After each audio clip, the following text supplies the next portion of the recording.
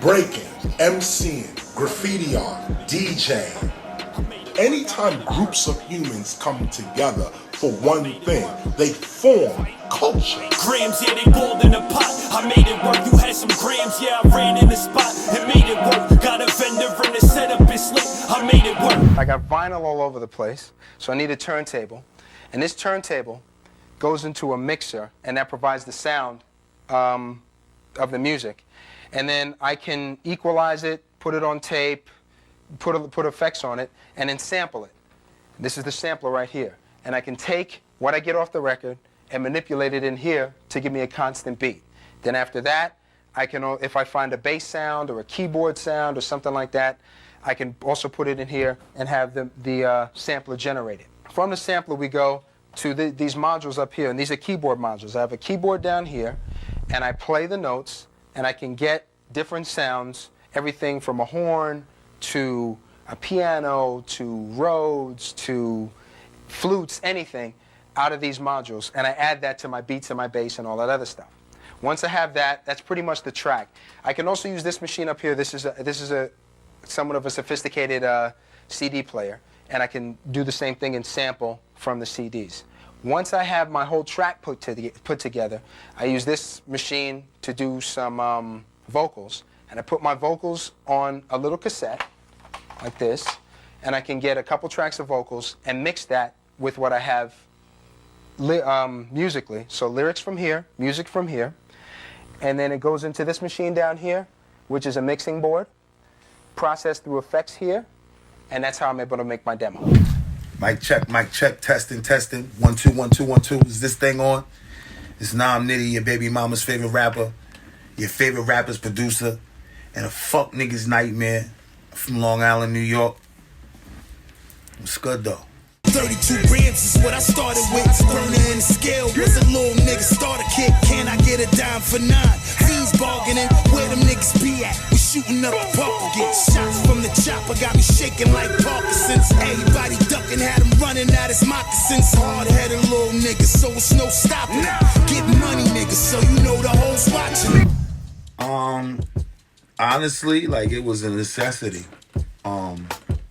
What made me start doing beats was because I really didn't have nobody to make beats for me. So the only choice I had was really to make beats myself. Like, I knew what I wanted to sound like, you know.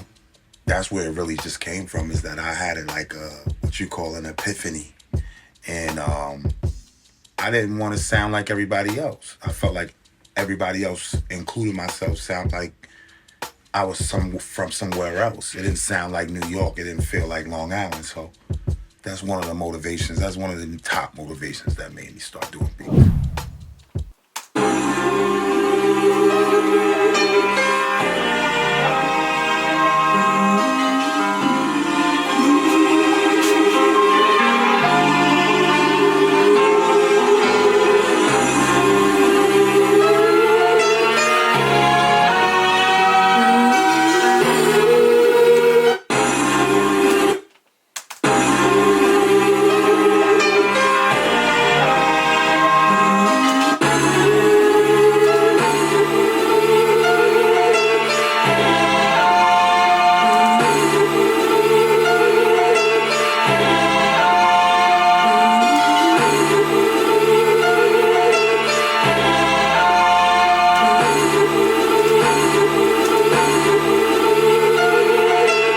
Who inspired me to do beats was definitely Dr. Dre.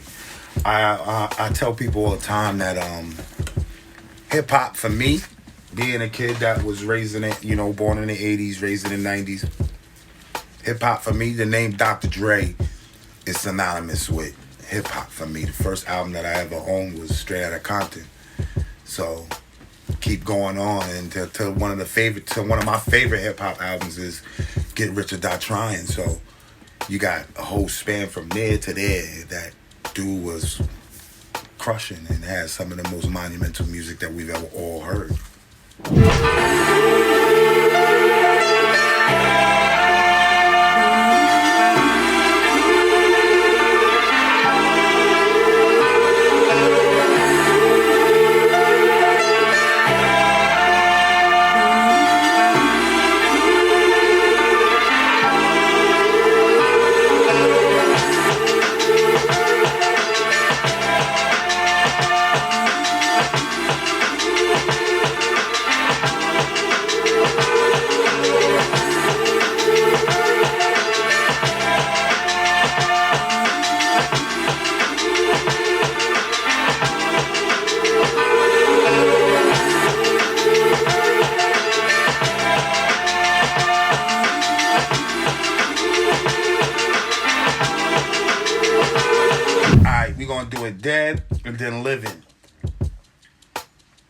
dead, I wish I could produce for Tupac.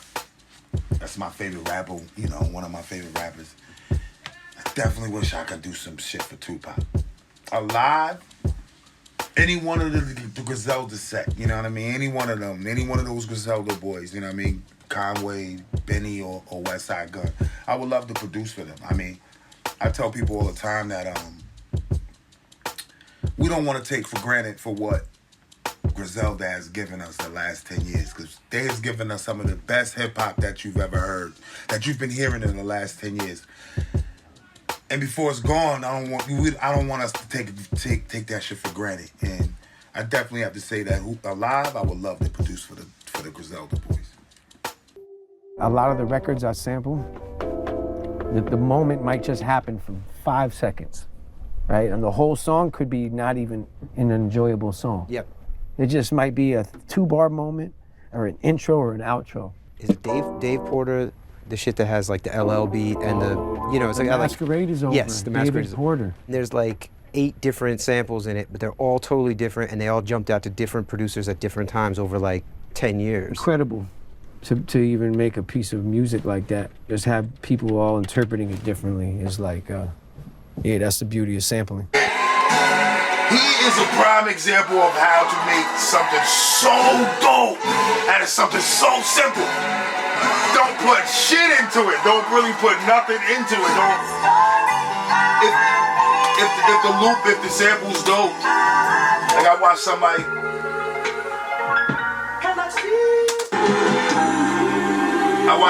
Talk about that on another shit where they was like, you gotta follow the pattern. Like, kind of follow what the sample, especially with us doing samples and shit. You know what I mean? You gotta follow what that sample's talking about already.